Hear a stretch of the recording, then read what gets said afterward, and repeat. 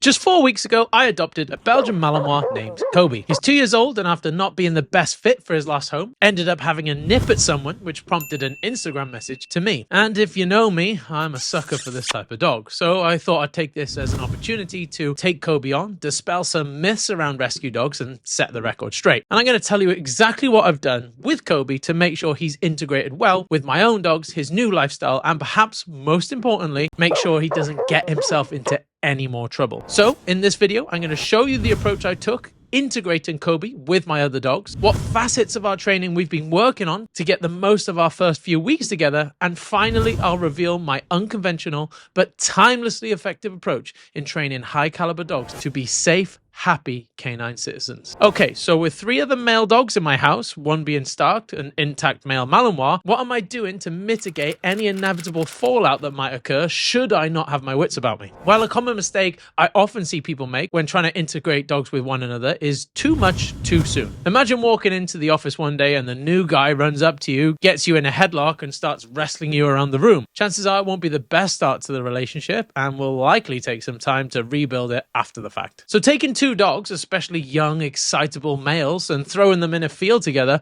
hoping they're going to get along, is likely to lead to a disaster. Seeing, hearing, smelling each other all at a distance needs to be tolerated by both parties before we expect to play happy families. So while I'm investing time in Kobe's training, the other dogs are away, perhaps on their place beds or in their crates. We are now at the point where we can go on walks together and everyone minds their own business, but we do have a couple of rules.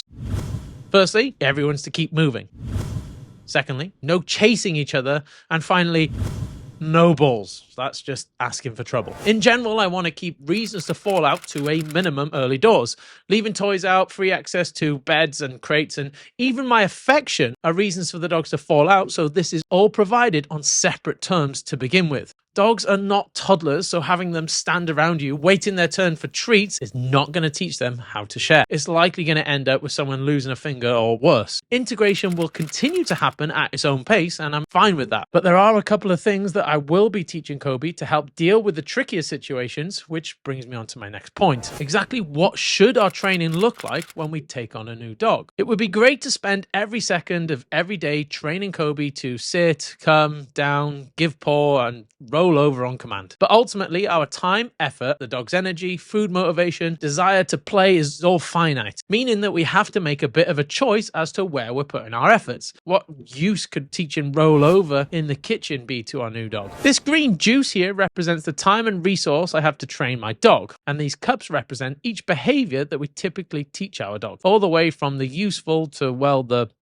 useless. Since the beginning, I only have a limited amount of this stuff. Spreading my efforts across each one of these behaviors will likely lead to me having multiple mediocre behaviors instead of a few really strong ones. So where should we put our efforts? Oh, and I know there's going to be a lot of people disagreeing with me on this one. So I typically spend at least 90% of this stuff on recall, because when my dog has a good recall, he can have more freedom. Freedom to express innate desires, freedom to chase things. It's easier to meet his exercise needs, all with the safety blanket of reliable recall. Couple that with a good few play sessions a day, and by the time you come around to teaching place or loose lead walking, you're not dealing with a jack-in-a-box ready to pop off at any second. The more you allow your dog to be a dog, the easier it's going to be for them to be a pet. Remember, they're not mutually exclusive, and giving our dog opportunity to get certain things out of their system can make your life 10 times easier. So yes, in Kobe's case, we spent the first few weeks mastering recall, overlaying the e-collar for insurance because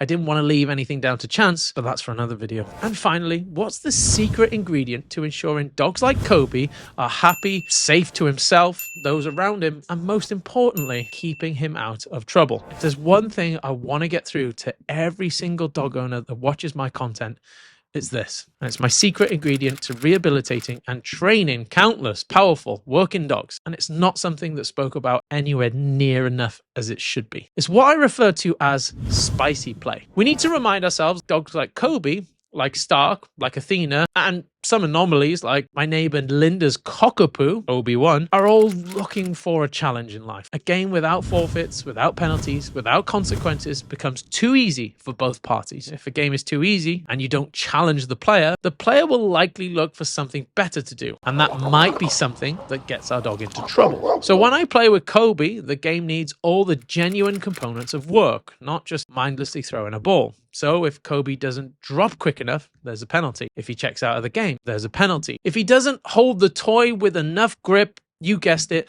there's a penalty. And the result, a much more in tune, focused dog, a dog that wants to beat me to the punch and get one step ahead of the game. Just like some kids want to play Pokemon cards on their lunch break, others want to play rugby in the rain on concrete. Yeah, that was me. Just like Stark and Kobe are the type of dogs that want to play spicy play and are not f***ing around with puzzle feeders in my living room. If you'd like a free copy of a recent play workshop I did, then go ahead and click the link in the description to see how I put this into practice with Athena. And if you want to follow along with Kobe's training journey, then hit the subscribe button below.